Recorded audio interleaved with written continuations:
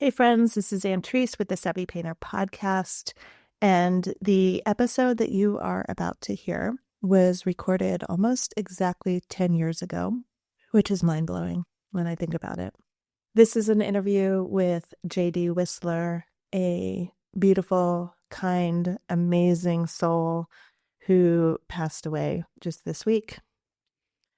And so I wanted to rebroadcast this because it is an amazing conversation with an incredible painter and an incredible human being. If you don't know J.D. Wissler, you're welcome. You're in for a treat. And if you do know J.D., then you're likely as devastated as I am. And just listen to this voice. It's so beautiful. Hello, it's Ann Treese, and welcome to another episode of the Savvy Painter podcast.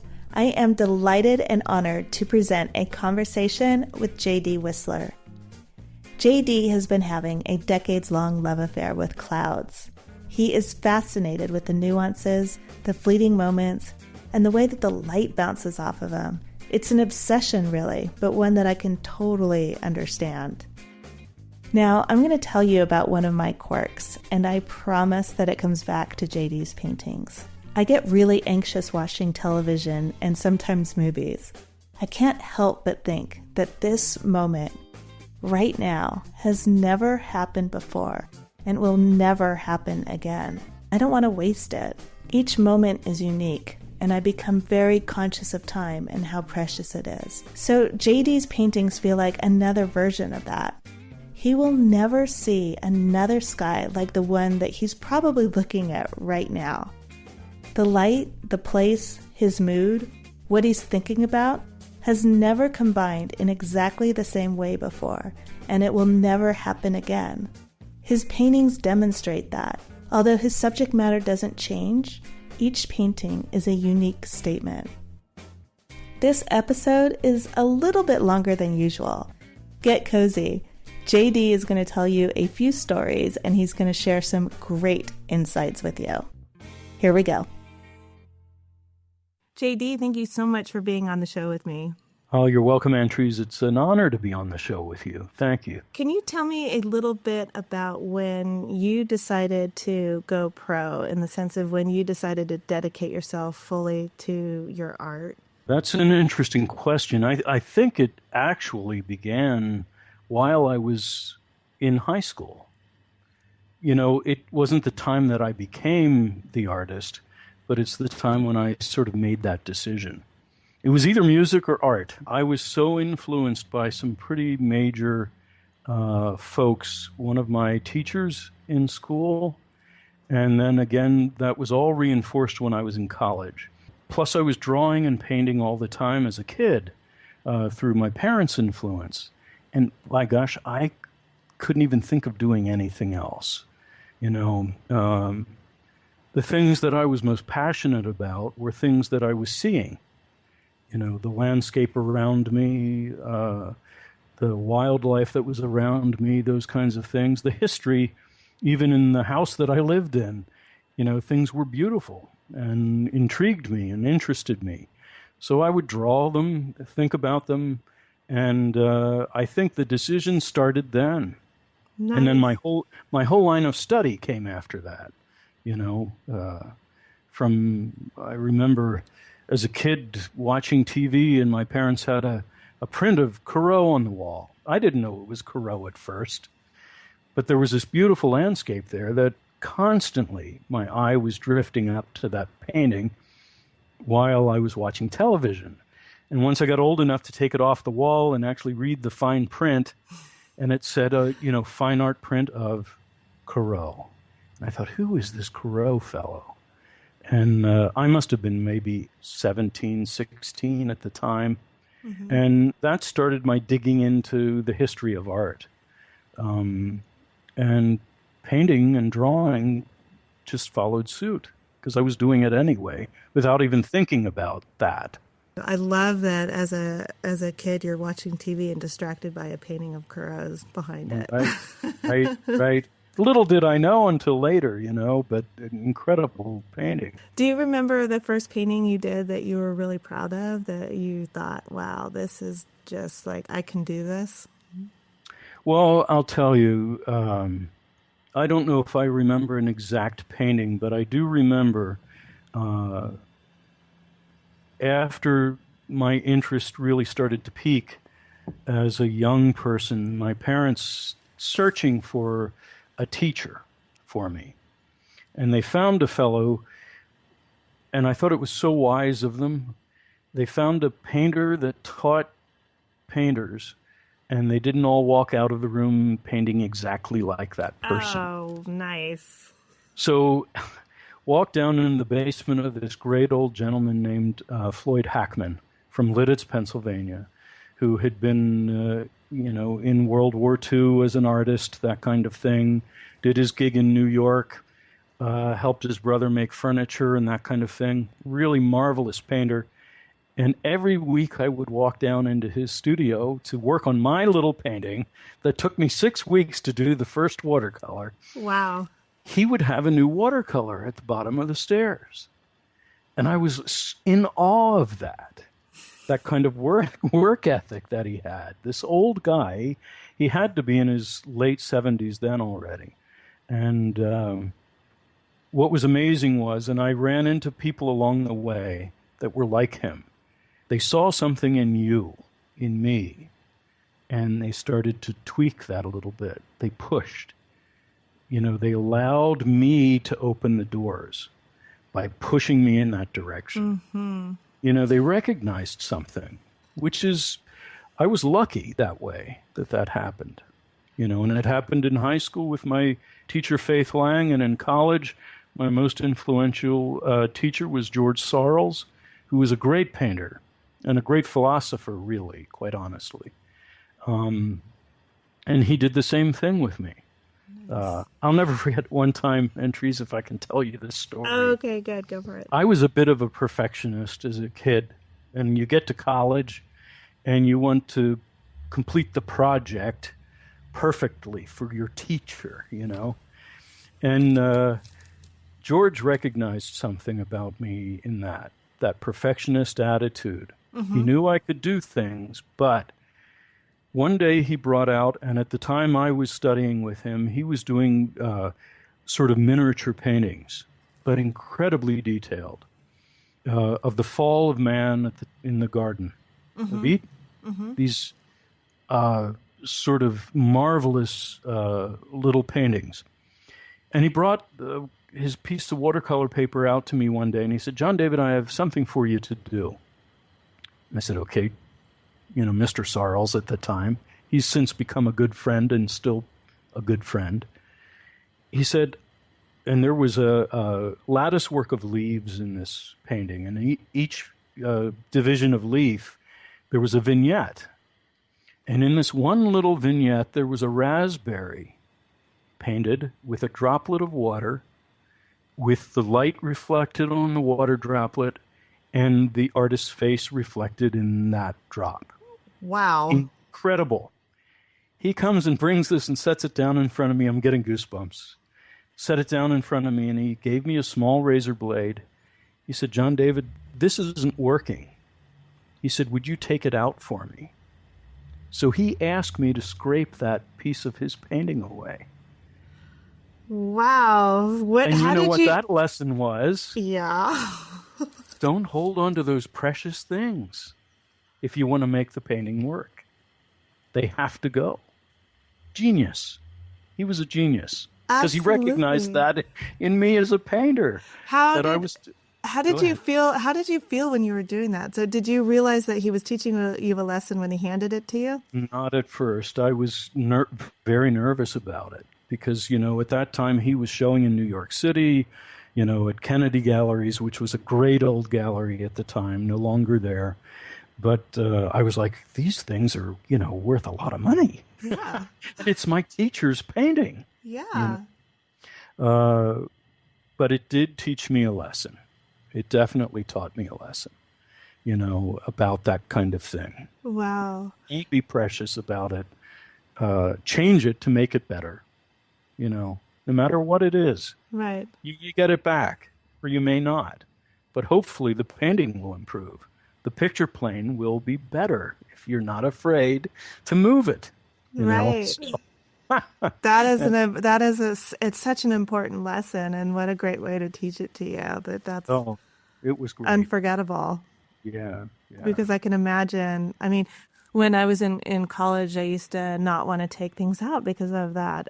There's a term for it. But basically, I spent this time, I've already invested the time into doing this, and I don't want to like Mhm. scrape it out. And Right, right. eventually we realize, hopefully, not always so gracefully, that leaving it in there is, That's right. That's right. Leaving it in there is destroying the piece sometimes. yeah, You which know? makes the Yeah. entire thing, not a waste of Right. time, but not what you wanted to get out of it. Yeah. No, that's right. I had a great reinforcement of that very lesson when I was at Parsons. I studied with Leland Bell and Paul Ressica and John Helliker. And I'll never forget Ressica one time coming into the studio, walking up to me and saying, Wissler, he said, that drawing is so sensitive and beautiful. And of course, as a student, you're there puffing up and thinking, this Yeah. is great. And he said, do you mind? Right. He said, do you mind if I bring the class over and show them your drawing? And I didn't know enough about his teacher, Hans Hoffman, to understand what he was about to do. But he brought the whole class over to me and said, how lyrical and beautiful the line is, but what could make this better? And he took the drawing and he tore it in half. Oh my And gosh. he shifted the figure so it opened the space. The figure now sat in space. And it, to me, was one of those miracle moments, was one of those fine lessons on allowing the picture plane or that figure or that form to truly breathe on a flat surface. It was very stiff before that. I didn't recognize that until he shifted that. So Now, a he lot, yeah, so he strategically tore it to change the pictorial space. He didn't just that's completely exactly. rip the painting in half or rip the No, drawing in half. he He did did it it. specifically and then put it back together. Wow. He put it back together. And the whole figure now fell into place. That easy sort of, when you look at a seated figure, that sort of gesture that happens, that's difficult to get, especially if you set yourself up with a problem and you sit sort of in front of them. And there's a slight contrapposto. You sort of miss that sometimes. You stiffen it up. Well, he saw it, and he knew what to do to make it better. Wow. And now, a lot of my friends in the class came up to me afterwards and said, I'd never let him tear my drawing. And I thought to myself, what's better now? Why wouldn't I want the drawing, pushed Right. further? Right. So, That's very anyway, mature of you at that, especially I think at that age, well, because I was there to to learn learn. something. Yeah, I think Yeah. now I have that perspective that, I'm here to learn. So whatever happens, in workshops or whatnot, I'm going to take advantage of this situation. And I have come here of my own free will. I have chosen this person to study with. So I will do everything I can to erase my own ego and just absorb everything I can. And if Okay. later on I decide it doesn't work for me, that's okay. But I need to pay attention and listen to what this person is saying. But I think at that age in college, that's tough because you're also Yeah. at that Oh, age yeah. where you're asserting your independence. Right, right, right. Yeah, it's true. It's very true. It's a hard pill to swallow sometimes, that Yes. kind of criticism. But to me, that was an eye opener. You know, it made it better. That's a marvelous thing. Yeah. Sometimes you can't do that. Yeah. Yeah. No matter what you do, it gets worse. And have you been able to carry that through? And I mean, I think it sounds like immediately you knew that that was a lesson that he was teaching you. But I'm kind of curious: were you then more conscious of your composition, and did it change your thought process in beginning a drawing or a painting, or did you just remember Well, it when you were struggling? I think I remembered it more when I was struggling. And I find that even today, when you're struggling with the painting Mm-hmm. or with the drawing, is to really begin to push yourself and not fall into those favorite habits that could make a very nice image. Mm-hmm. Let's face it, you know how to make a nice image. You know what is pleasing, Mm-hmm. but why just make it that? Why stop there? If you end up putting it aside and starting a new painting, you've learned something from it. It's kind of how I work all the time. When I'm doing plein air work, I'll go out there with a bunch of different size panels, a lot of different prepared paper.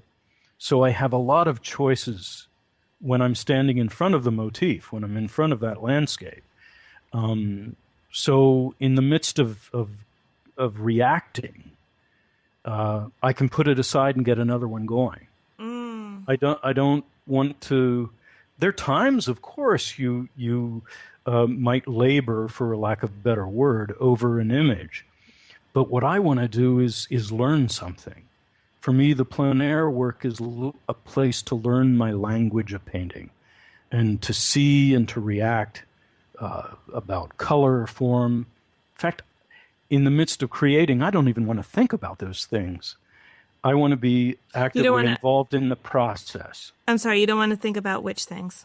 I don't want to apply methodology or a theory on the work. I want the work to be the genesis of what I'm doing. Right. My reaction to what I see, my reaction to what I see on the picture plane, becomes more of for me, a very somewhat spiritual, emotional response to the place that I'm painting and to who I am, and trying to get that across. Even though it may be a specific location, it isn't as necessary for me to say that that is that place at 9 o'clock in the morning on that day.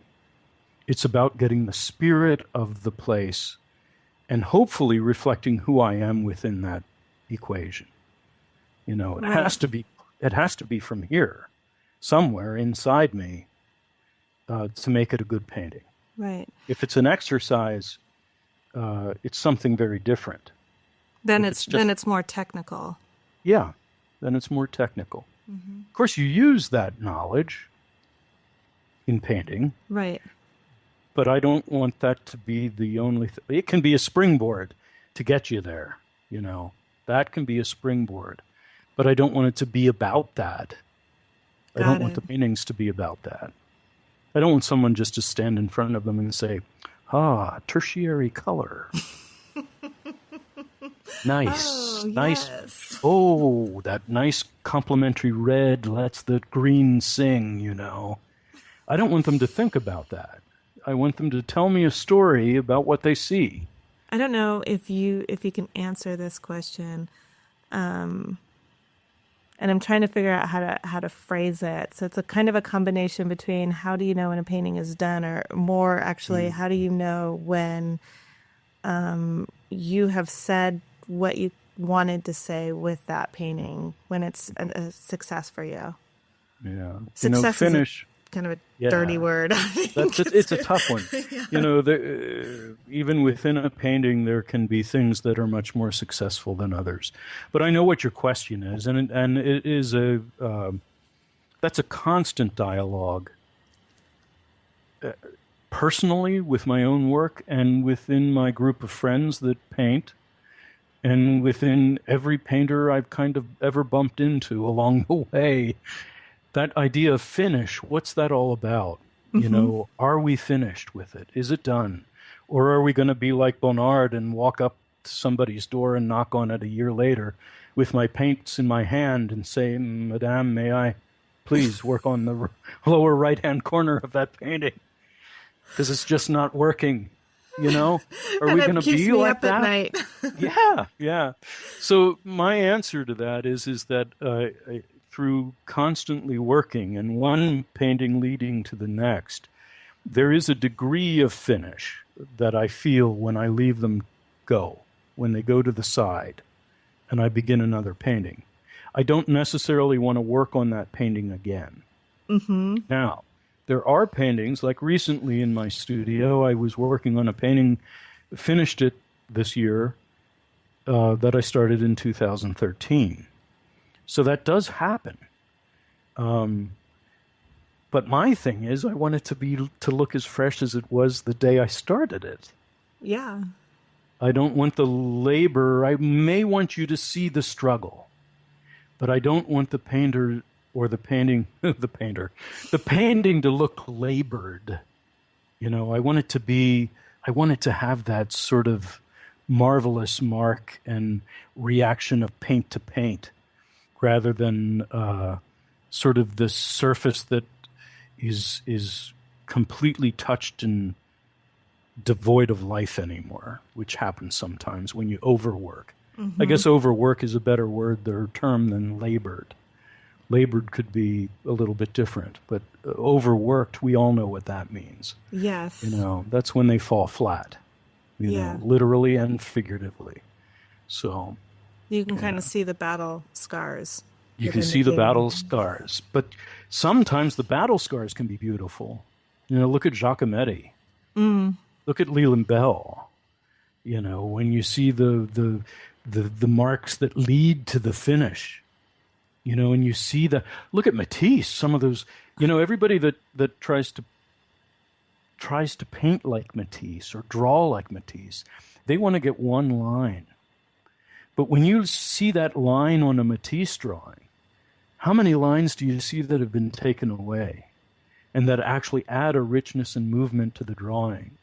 Oftentimes they're like 15, they're 2, they're 10, they're 20 lines that you can see have been moved from, like 3 inches over to 2 inches over to right where it needed to be. So that struggle's beautiful. Mm. Sometimes the struggle can be overworked and the painting is dead. But and it is really finish. I think sometimes I finish a painting because I no longer can make it better, Mm. so I put it aside, and it has already asked me enough questions Right. with its color or whatever that I want to start the next painting. So my studio, I often have 3 or 4 going at a time. Larger paintings for me happen in the studio.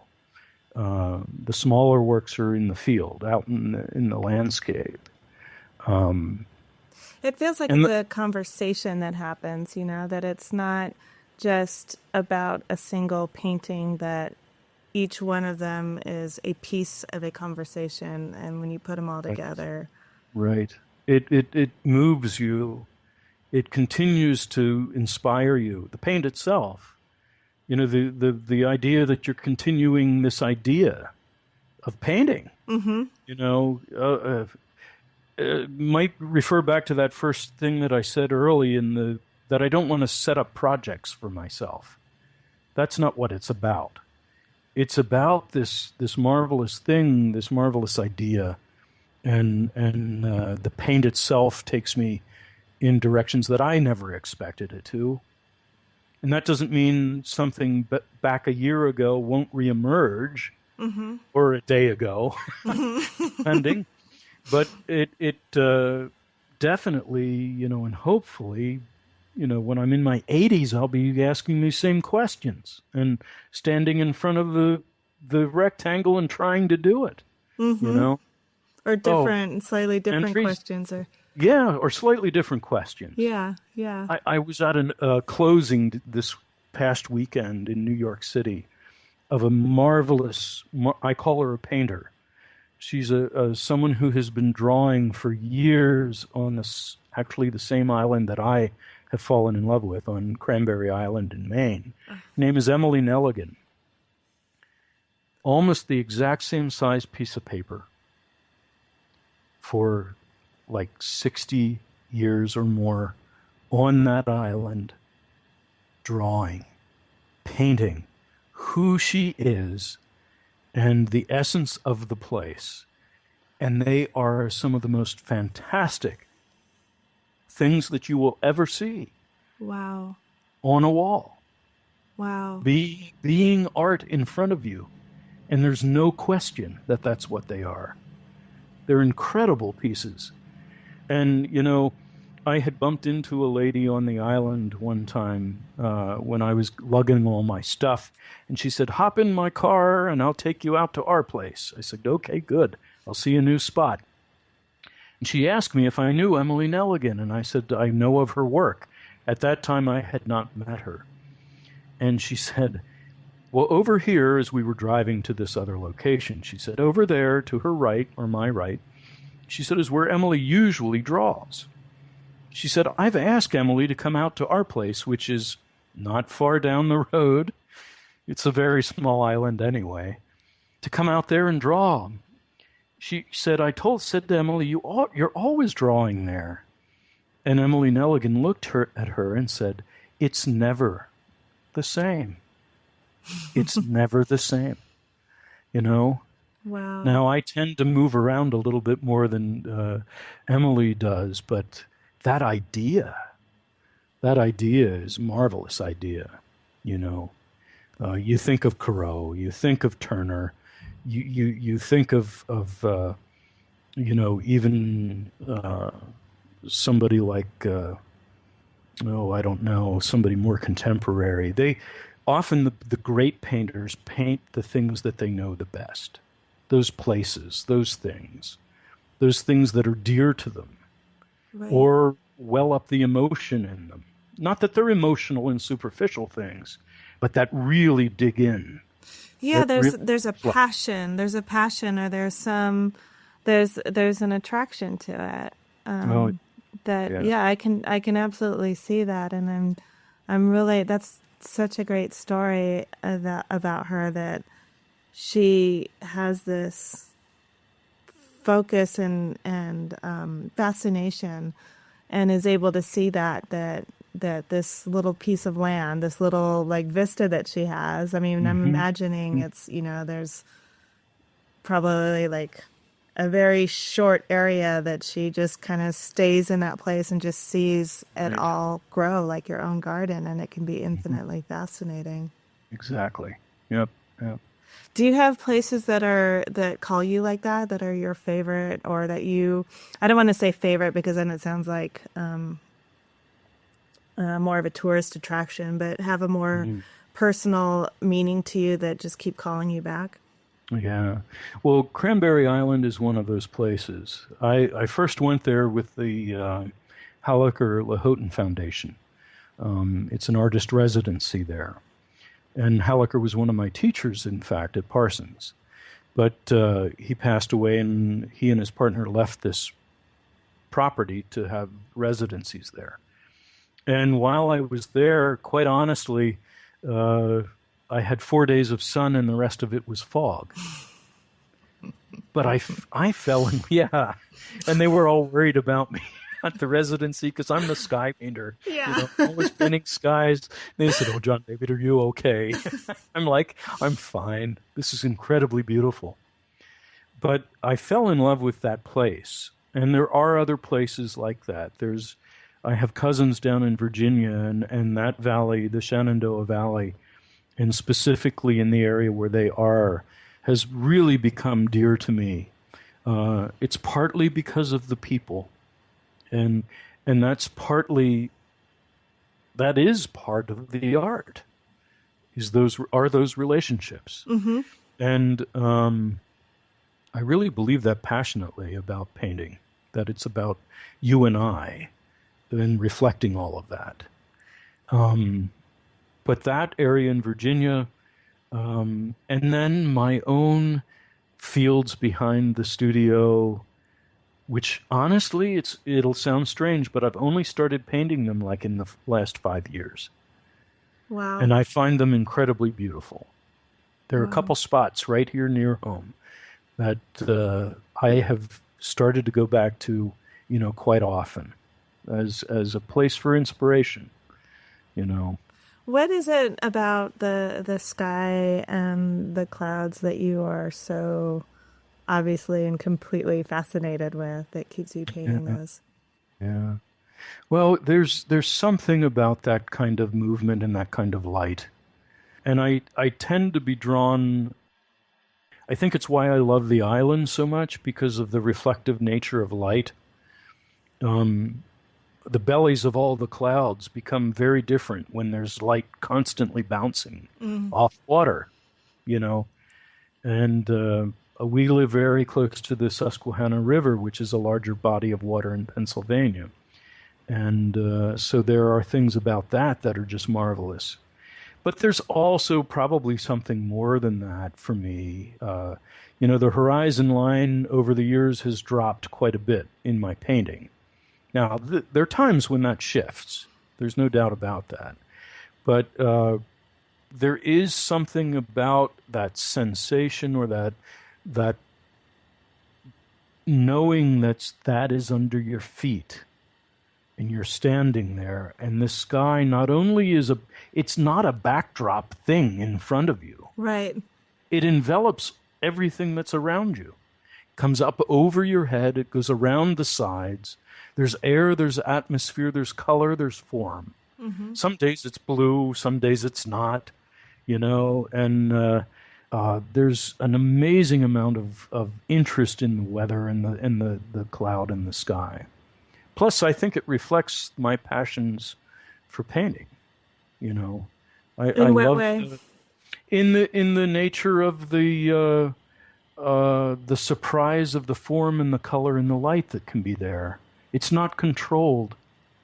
The studio sometimes, even though I love in the wintertime setting up a still life and working with that, but it's a controlled thing.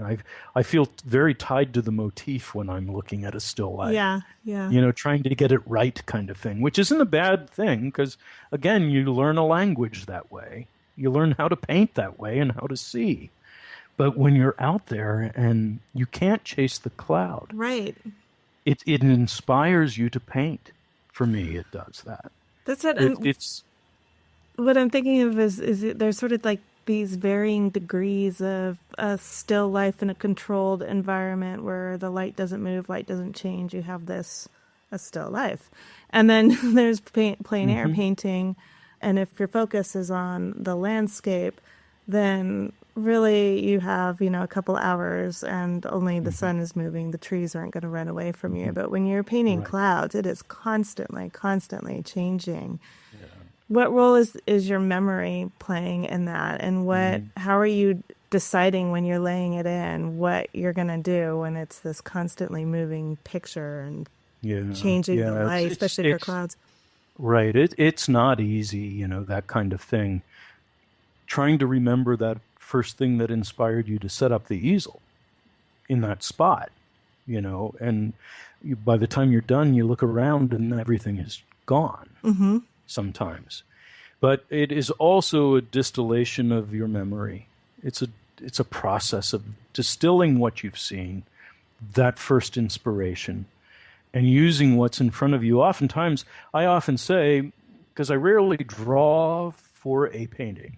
I draw a lot, but not on the canvas necessarily. And I don't make a drawing and then use the drawing as a process in my painting. I just choose not to do it that way. It's not right or wrong. Mm-hmm. It's just that way.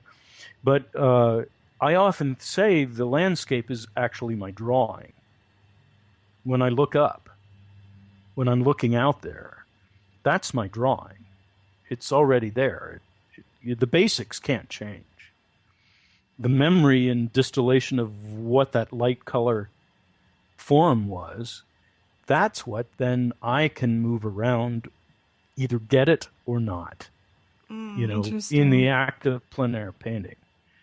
I'm not as tied to that necessarily. I'm usually tied to the emotional impact it may have had on me that made me want to stay there and paint. What was it that made me want to paint? There are times I find myself chasing the sky. Mm-hmm. And usually the paintings start to fail because I start mixing too much color and things get a little strange, and then I've got to scrape a lot off again and start over again. And, so it does happen that way too. Did I answer that? I may have confused myself. Yeah, I'm not sure. Yes and no. It Yeah. might have been a question that's, one of those visual questions that's just difficult to put into words. Well, I think the root of your question was, why do I paint the sky? Basically, is that true? Yeah.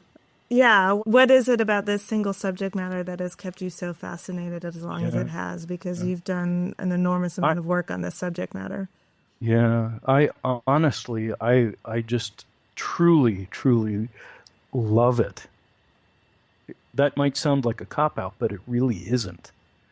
I when I walk, in fact, I have a good friend, Michael Allen, uh, who was drawing one time with me and painting with me early on. Um, uh, several years ago. He has a family and isn't able to get out so much. But I'll never forget walking into his studio because he had worked on a large studio drawing. And he said, "Oh, JD, I want to show you this charcoal drawing of bridges and people." And he said, "I want to show you this because you're in this drawing." And there I am in the background carrying my French easel and looking up. And I That's a do great that. portrait. I catch myself doing that. I walk out of the building. My instinct is immediately to look up. There's something within me about that. And the subject is there, for me. It's always there. So that's where I'm looking, you Is know? it the colors and the shifting shapes that you see? Is it I mean, I know when I'm out, I do some backpacking, and when I'm out really in the middle of nowhere and there's no light anywhere and you see all the stars and stuff, it gives you the sense of Oh, yeah. being very, very small and Oh, how yes. vast the universe and the sky is. I'm curious if there's, because you said that it's not about the technicalities, if there's Mhm. more of a feeling that you're trying to get, or what is it that you're trying to express with this, or questions maybe, either. Yeah. Well, there are big questions about, who we are and why we're here on this place. And when you do take the time to look at the sky, if you take the time to even just look at the landscape, you see so much that surprises you, that takes you uh, way beyond yourself. You know, I had that same experience with the night sky up in Maine one time, where I saw the Milky Way go from horizon to horizon. And while doing that, you hear the water, the tide moving the water. And it's an incredible sensation. Mm-hmm. And uh, some of that, and I'll say spirituality of who I am, is in, or maybe I'm trying to paint that. And right now, that is the manifestation. It is that thing that I'm looking at a lot, Mm-hmm. that sky. I've shifted lately to painting the last light, the evening skies. I've been loving the evening skies. And for years, I painted, the time when they say plein air painters should be having a beer and eating lunch. Mm-hmm. I painted over that, 10 o'clock to 2, and painted that beautiful sort of silvery gray thing that happens when the sun's over you. Well, now I'm in love with morning and I'm in love with the evening. Those later day time of an early morning time when that sky is doing something very different, Mm. and the raking light and that golden hour of the 6 to 8 in the evening is just tremendous. You know, uh, Buildings can be in there, figures can be in there. I, at this point in my life as a painter, I'm choosing to simplify that. Mm-hmm. You To know, the essence of what it to is the that. essence. I Mm-hmm. still draw the figure. I still do drawings of other things, but I'm choosing not to paint them right now. Mm-hmm. They aren't important to me right now. They're as far as when I paint. Mm-hmm. You know, so I'm noticing the um, connection between you and the, I'm sorry, I've forgotten her name already. Was it this Oh, Emily painting? Nelligan. Emily Nelligan, sorry. You two are, what you're doing to me is very, very connected. Well, Where thank you. I she's, take that as a compliment. Definitely. where she's, she's in this one spot completely fascinated and will never, it doesn't sound like we'll ever lose her fascination with that one spot. And you're having that same experience No, with most the definitely. with the same subject matter, but with its infinite possibilities. Right, right. Very, very cool. I want to ask you a little bit about your career track. Was there a moment or decision that you've made in your career that you look back and feel that that was the right decision, that was a success, Mm. and you feel like that changed things for you? I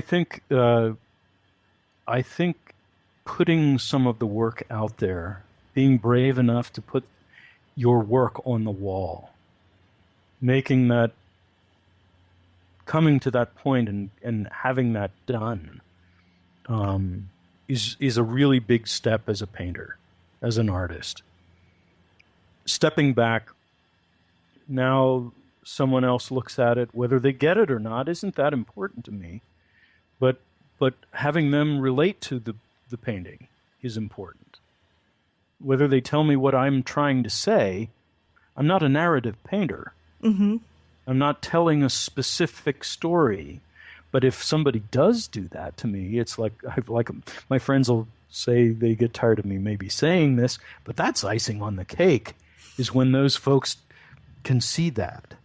Now, the absolute moment when, or a decision that was made, I think that may have been, I took a couple years off in between undergraduate school and grad school.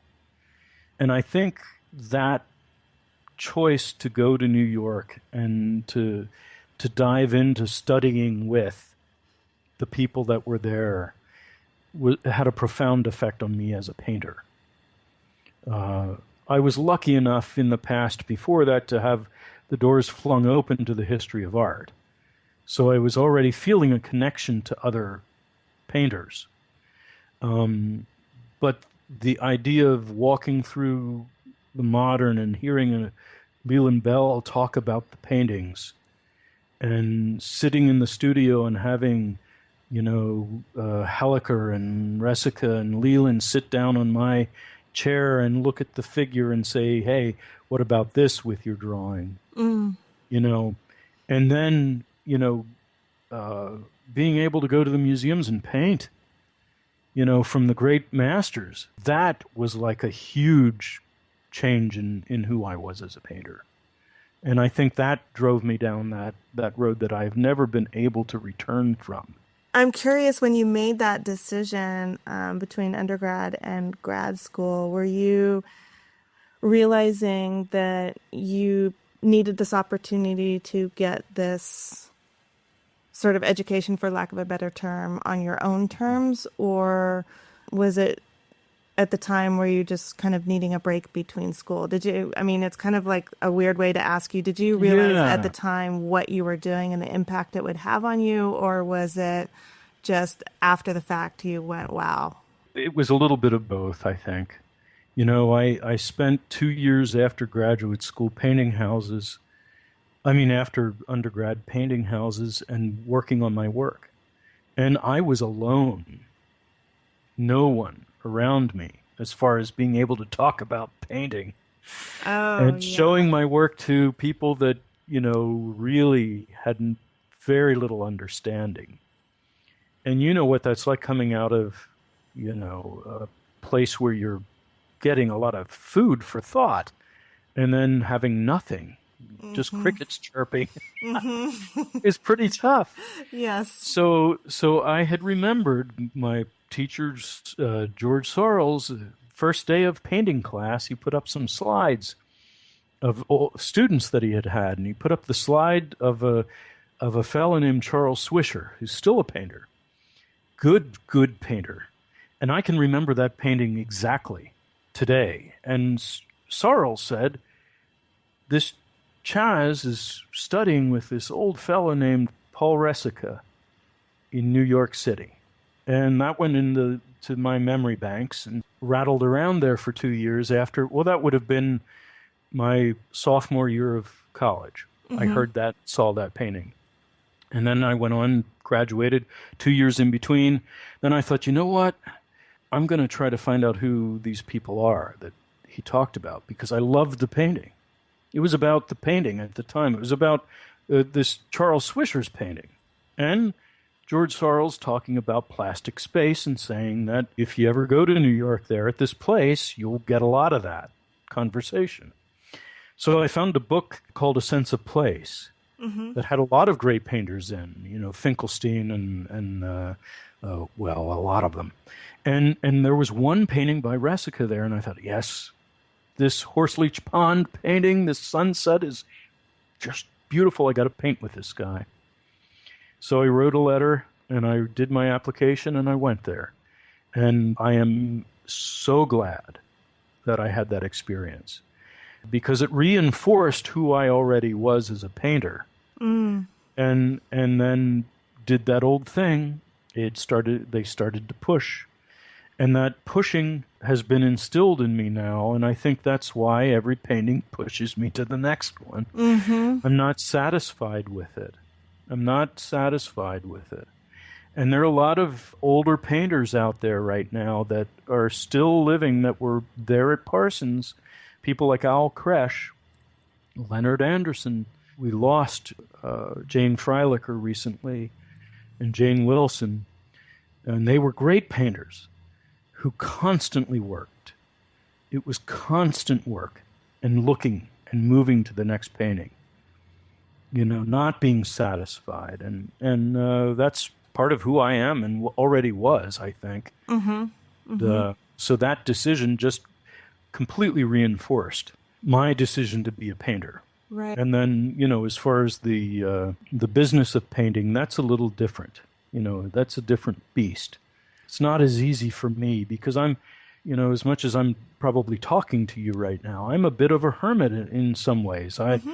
I'm in my place. I love my studio, and it's difficult for me to put the work out there. Except I have some great folks that do love the work and put it on their walls. And Lancaster Galleries and Brick Walk in Connecticut and Islesford in Maine. It's interesting if you pull back from an objective point of view, this struggle that artists have in general of putting their work out there and showing the work to the world. On the one hand, we spend so much time obsessing over it and dedicating our lives to this thing that we have no idea while we're doing it.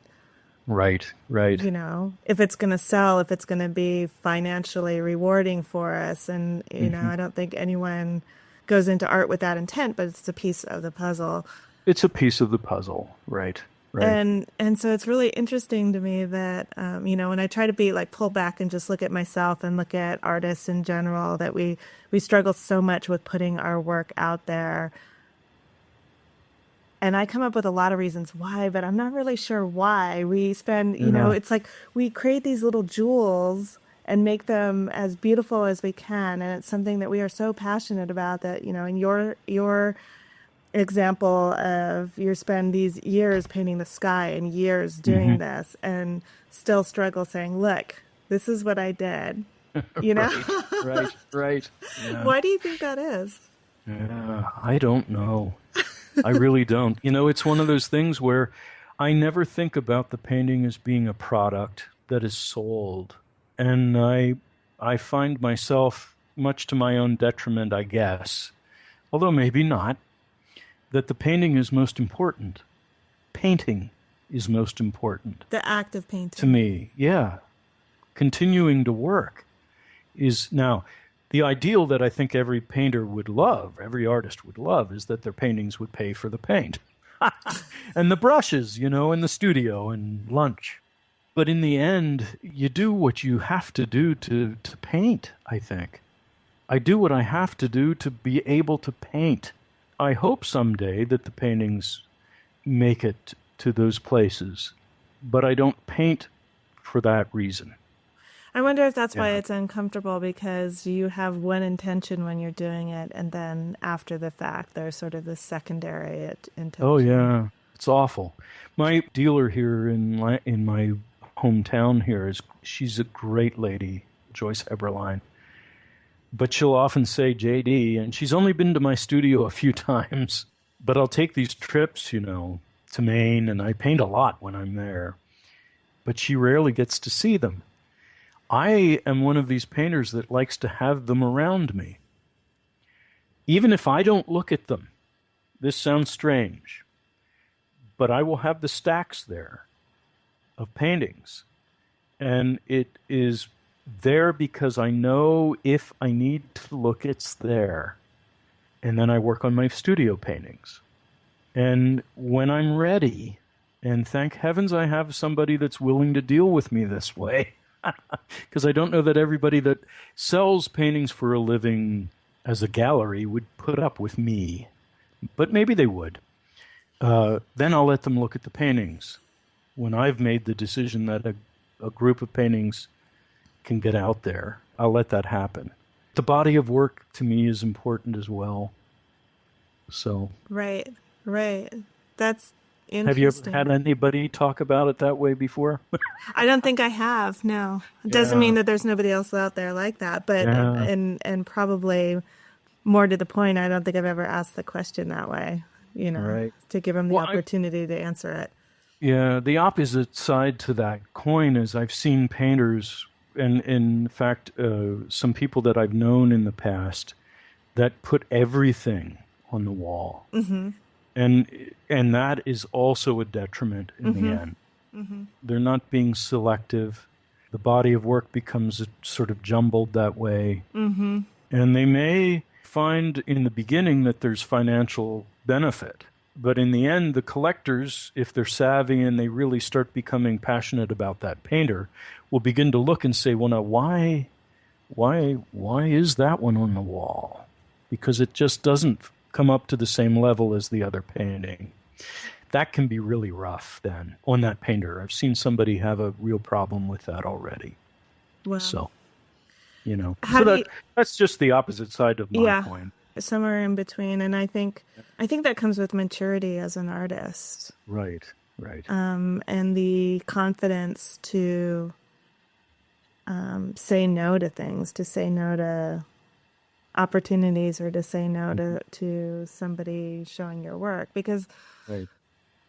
you said that you are more hermit-like, and yeah, I totally can understand that. I'm absolutely like that, and Hmm. except when I'm talking to other artists, I think. Right. I think that's right. I'm the same way. So it's interesting to me to think about that, and then like the easy way out, honestly, is I think if most artists, or I would love it if somebody would just come in, take the ones that are good, make that decision for me, and Oh get it yeah. out there, right? Because Right. Right. for whatever reason, I think it's scary. Yes. And when you live with it long enough, and you take it under your control, and you decide what you want your body of work to be, that's much more powerful, but it takes a Hmm. lot more resolve and confidence. And Oh yeah. the easy Yeah. way out is just to let someone else do it. Right. Right. Right. Right.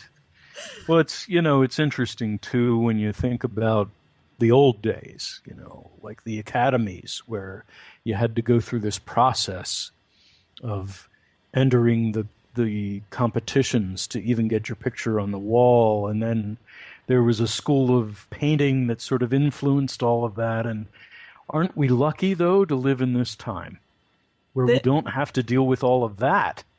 You know, yes. when I think about the history of art and what some of those painters had to go through, oh my gosh, I No don't know if wonder I we're would. so tortured. Yeah.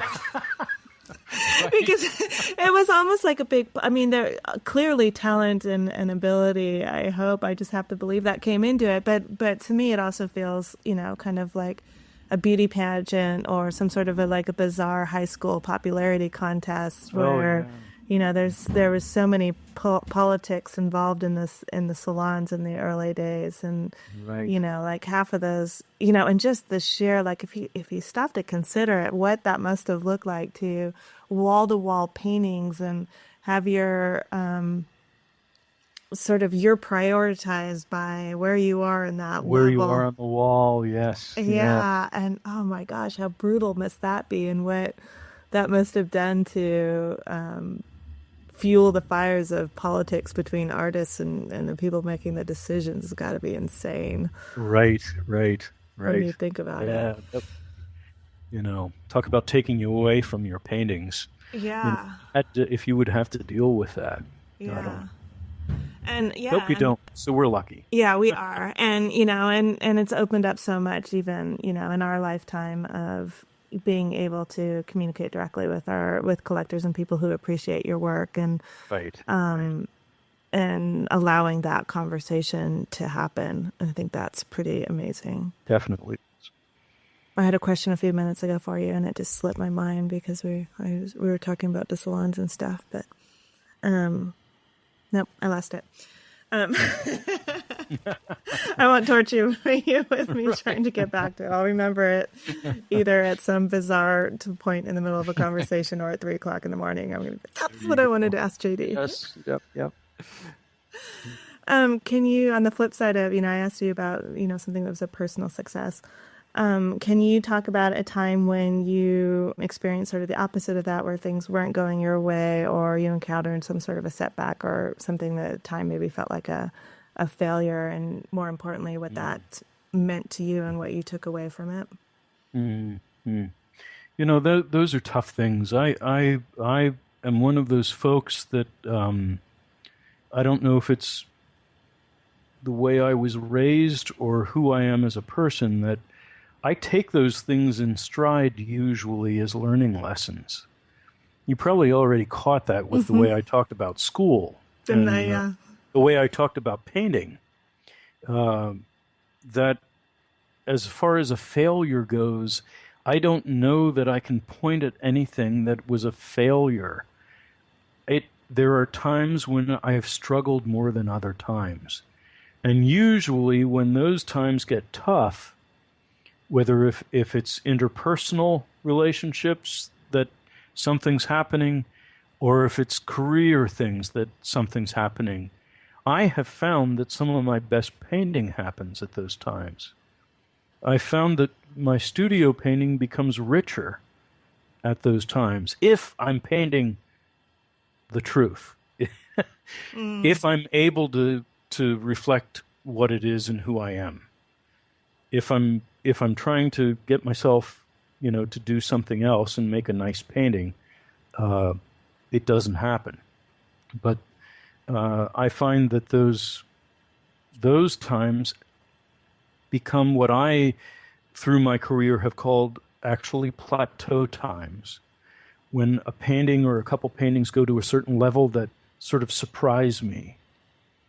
And then I think about what caused that, and how do I maybe keep things going that way or get back to that point.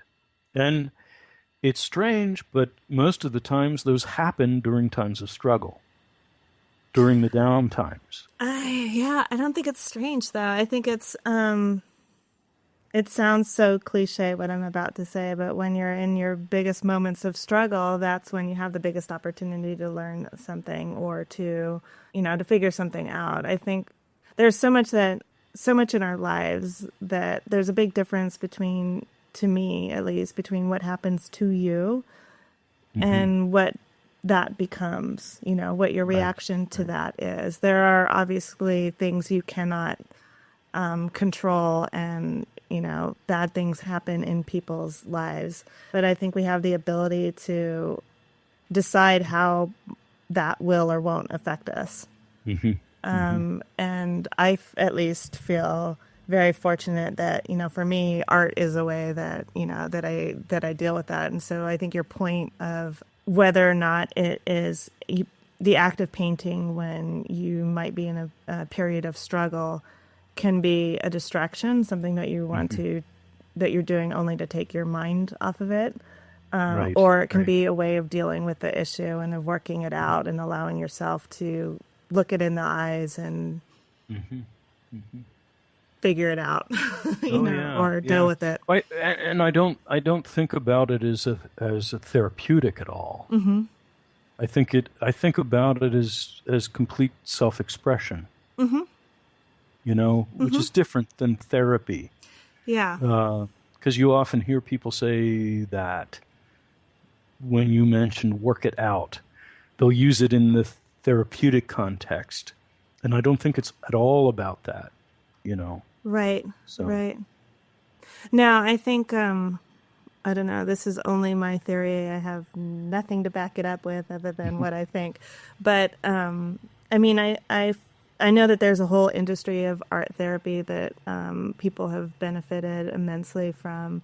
mhm. But as an artist, I kind of feel like that, you know, art is a way of expressing yourself. And for somebody who is struggling with something that they're and not capable of dealing with, and they're not an artist, to give them another way to express themselves Right, right. can be very beneficial. But for me, who like it's, or for you, it sounds like too, it's people who are kind of fluent in the language of art, that Hmm. it's, Hmm. how to express yourself Right, with right. that. It's the only way you can sometimes. Yes.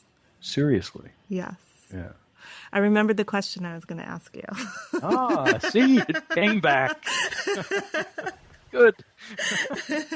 So we were talking about, the art salon and how things were way back when. And I guess the question, and showing your artwork and et cetera, and the barriers that we do or don't have now. I'm curious, how do you see the art world? That's such a scary, bizarre, I don't know what that means actually, but I hope you know what I mean when I say the art world. But how do you Oh, how do yeah. you how do you see that changing in the next 5 or 10 years? Oh, that's an interesting one. Putting it in the future. Yeah, That's harder. I You know, know. I'm sorry. we've seen major changes. I have seen major changes in, the last 25 years with the art world. I've seen great galleries that we all thought were the top, the best, the most marvelous shows topple. The gallery guide in New York City used to be like a tome almost at its height. Now it's as thin as, a half-used legal pad. It's really has changed quite a bit. And I think the internet has opened up doors for people, confused others, like me, maybe a little bit, but it's opened up doors for people beyond their wildest imaginings because you're suddenly connected to an audience that's well beyond, the sphere of a gallery. Um, I think the old guard gallery scenario is changing. There still are some. I love them. I love going into a gallery and looking at paintings. I even love going into a gallery and looking at bad paintings because at least I can say something that I've seen something. It may be, I wouldn't say it on air, but I would definitely say something about some of it. But anyway, uh, but I think that is really has become, the business has changed. I think the education process has changed for artists as well. The universities have gone to a very different focus in sort of watering down the old traditional ideas of drawing and painting, and some of the ateliers that have cropped up. At least they're talking about painting and they're drawing and they're looking at things. But sometimes they put blinders on, and it's an odd thing to me to do that. I think you need to, like I said, when I step outside, you need to look all around you. You need to be absorbing all of that. How can you be a painter without seeing things, and recognizing anything that happened since 1950 on? Some of them are neglecting that now, and it's an odd thing to do. We can't be George Innes anymore. Mm-hmm. One thing Mm-hmm. is, just quick flip back to My Love of Sky. George Innes never, ever in his lifetime saw the skies we see. We have jets that create contrails, that bloom into cirrus Oh, clouds, yes. that do marvelous things to the sky in the evening that those old guys never saw. We can't go back there. Right. We've got to embrace what's been going on. Got to taste it and make our own decision and move on. So as far as that goes, I think there will be. I do believe in a cyclical sort of line of history. I do think some of that will come back. It won't be the same. But I do think some of the real idea of observation, which is paramount to me, Mm-hmm. the idea that we draw and that we really paint, we really look and we paint, and that we do use some of that distillation of memory within our work, and that we fully reflect who we are in our time. Uh, uh, Even if we react against our time, it still is a reaction to the time that we're in. Mm-hmm.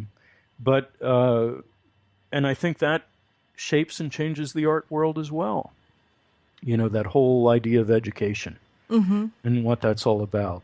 There are a lot of people coming out of school that unfortunately don't know how to draw, and that's a shame. That's a shame, you Mm. know. So What do you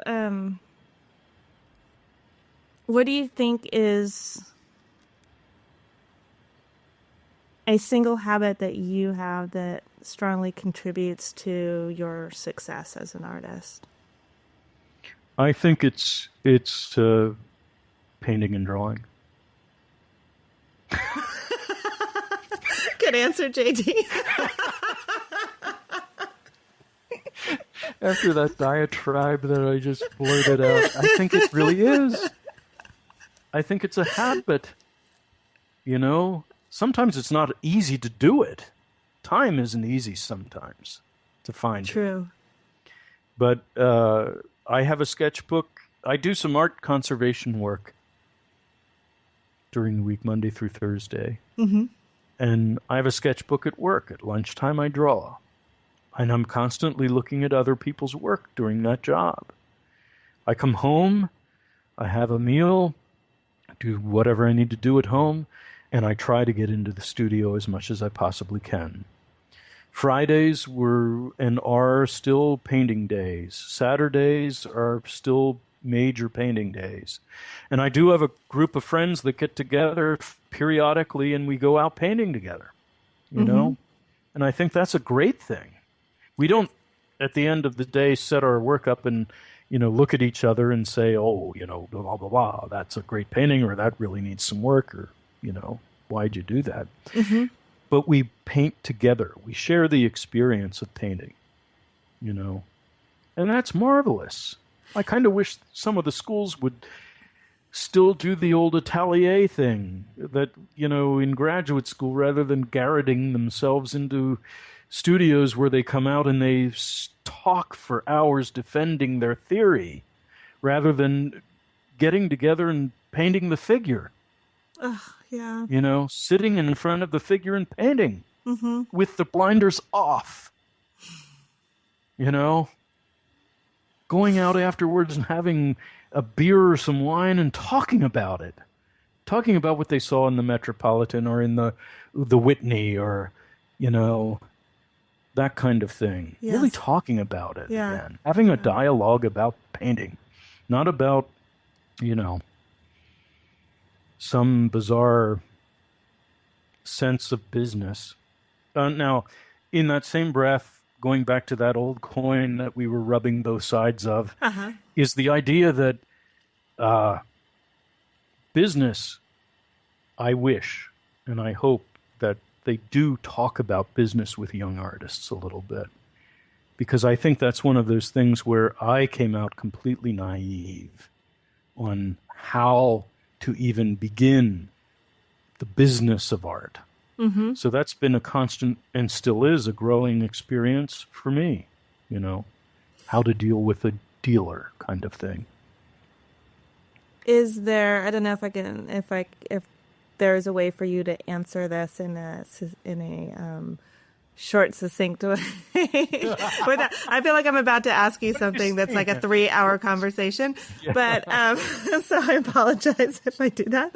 But if you had a piece of advice for an artist who was coming out, sort of like, in that sense that you were when you came out of school, feeling really naive and I don't know how to deal with this, Yeah. what advice would you give to them? I would say follow through with all the connections that you have on hand. You'd be surprised at the relationships you build through your experience in wherever you went to school. Those professors that have been able to do things, those friends that are already doing something, or if anybody said anything about your work, follow through. Call them. If they gave you their card, call them. Make sure you don't let those roads be untrod, because you're going to find out somewhere down the road that those connections and those people will help you get somewhere. Mm-hmm. As long as the work's there, you can't do it without the work. You've got to be making the work. But and you can't rely on all of those folks, but you do, and you absolutely need to follow through. Because if you let it fall, they will soon forget who you are and what you've done.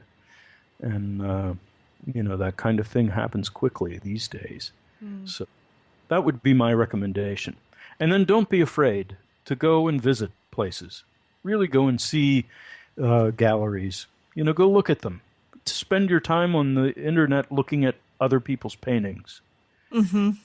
You'll start to get into groups of things that you are interested in. Then look at what those groups of painters do. You might end up being able to go somewhere where you'll bump into that group of painters. You'll get to talk with them. Mm-hmm. Don't be afraid of approaching a painter, of an artist. Don't, even if you think they have a huge career, you'd be surprised what a letter might do. A handwritten letter sent to somebody.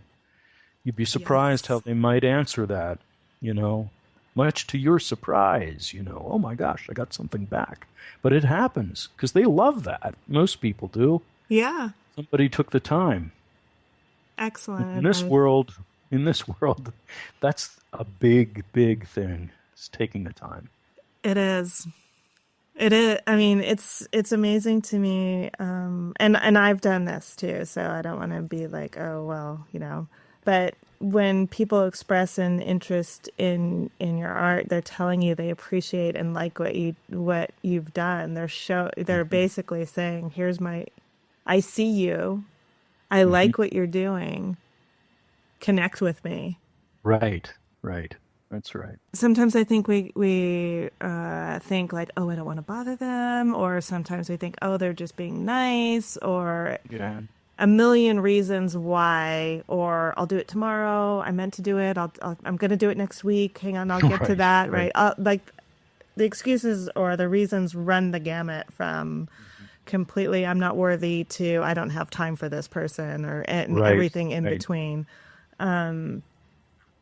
But I really believe those people are taking the time to tell you, like you said, I see you, I Hmm. like what you do, and I want to connect with you. And that's exactly what you need as an artist. So I love that advice. And it's so rare, Sure. I think, that people follow through. Yeah, yeah. And it is rare and it's important, Yeah. you know. So, JD, thank um, you so much for taking the time to talk with oh, me. you're This has been welcome. I great. really enjoyed this, Entries. I Good. really did. Very much. Good. Very much. Hmm. I heard about JD passing from Bill Coker last night. And this morning I re listened to this episode, and everything about this to me is how JD was so kind, so gentle, so generous with his thoughts, his insights, and just such an amazing and beautiful human being. And I am so sad that he's not with us anymore. And so I want to invite all of you to look up and look at the sky and see what you see where you are.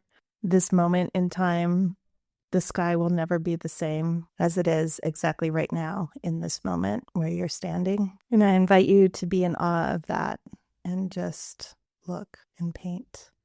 JD, wherever you are, I imagine that you are seeing the most incredible skies. You are loved. You are missed. Take care of yourself, friends. Talk to you soon.